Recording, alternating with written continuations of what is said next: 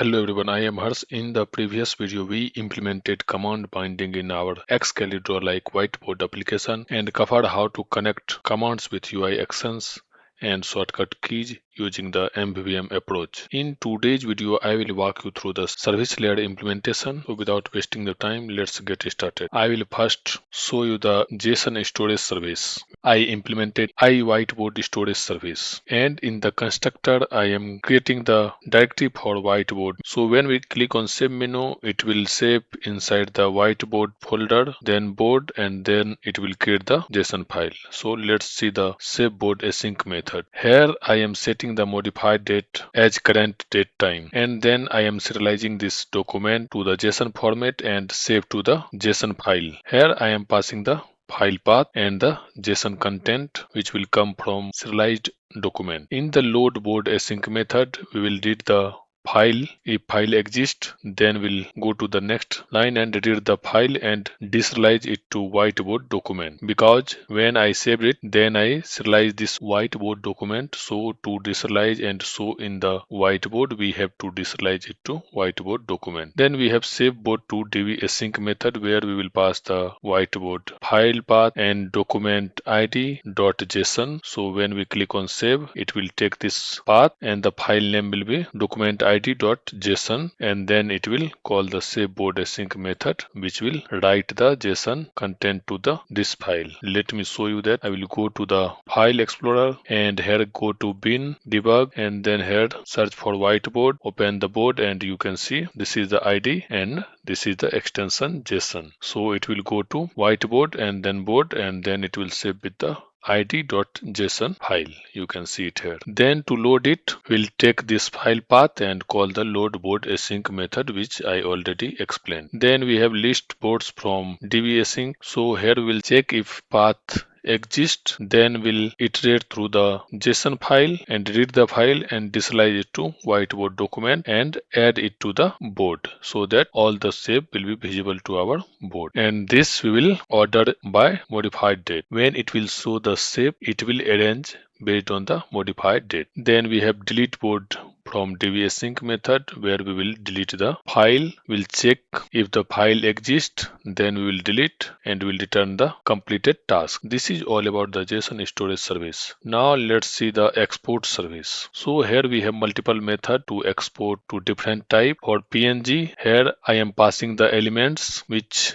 I draw onto the board and then passing the width, height and file path. Then inside the task, I am creating a sky surface with this width and height. How this class will come? For that, I install some NuGet package. You can see it here. This one is skysharp.views.wpf. That's why it is coming here. You can see using skysharp. And then from this surface, I am taking the canvas and clearing the canvas color, then render the elements. Let's see the render method. So inside this method, I am iterating through the elements by the Z index order, and then I am saving the canvas which I am passing here and translate it by X and Y point of the element. And if rotation not equal to 0, means if we are rotating, then we'll call the rotate degree method, where we will pass the rotation and this element width and height. Then if we are applying stroke, then we'll create a skysharp pen object, where we'll set the style and the color. So this color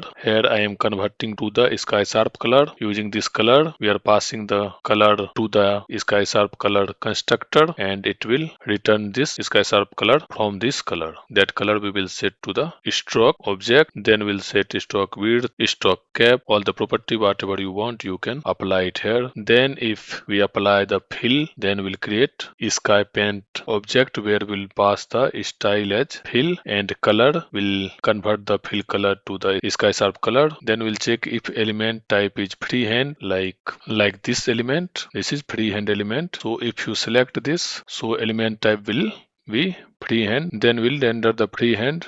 Let's go to this method. Here I am passing the SK canvas, whiteboard element and SK pen. And here I am checking if point is null or point count less than 2, then return, otherwise create the SK path and move this path to the point, this X and Y. Then iterate through element point and create the line with that point, and then draw the path. This is for render freehand. And if it is line, then draw line method is there, where we'll pass the initial point and width, height, and stroke paint if we applied it. If it is a rectangle, then create the Excalidraw object where we'll pass the width, height, and the initial point. If fill color is not transparent, then draw the rectangle with the fill paint and then call canvas dot draw rect method by passing this rect object and the stroke pen. And if you selected ellipse element, then take the width and height and check if fill color is not transparent.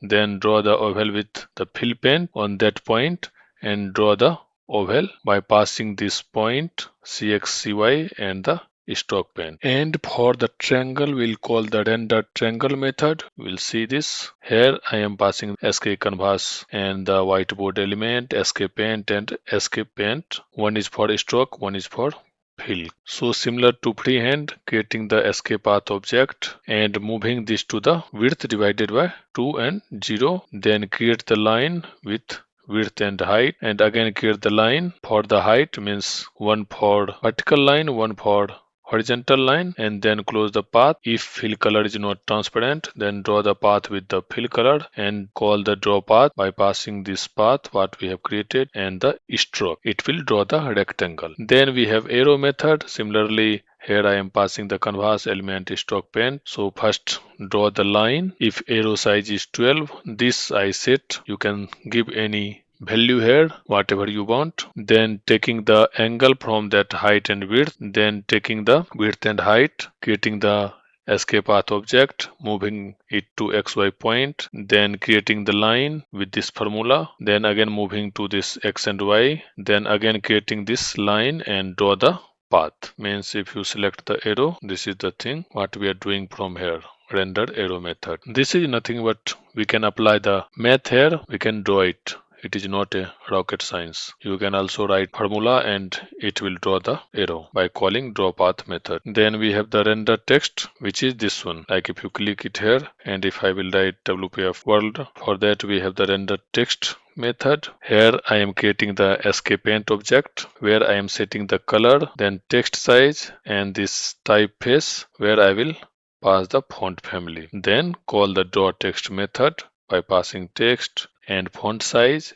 and then pen. Then we have connector method. So it will simply draw the line to connect two shape. After rendering all the thing, then call the restore method so that it will render the complete element and you will be able to see that element. After that, take the snapshot of the surface, encode it to PNG, open the file in write mode, then save this stream to that file. So this is all about export to PNG. Then we have export to SVG method where we will create the file and then using the SVG canvas class call the create method, and then here you will create the rectangle with the this width and height and the file stream we will pass, which I have created here, and then render the element. So it will call this method again and it will draw all the image and it will save to the file. Then we have export to PDF async where I am creating SK file